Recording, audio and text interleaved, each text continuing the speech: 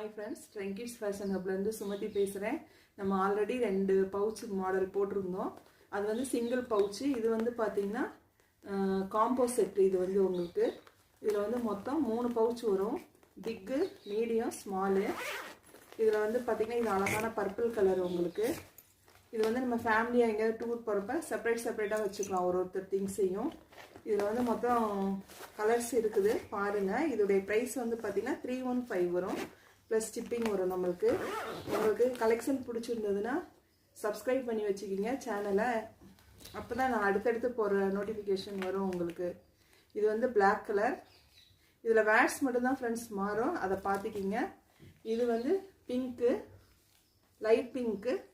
இது வந்து பார்த்திங்கன்னா ஸ்கை ப்ளூ.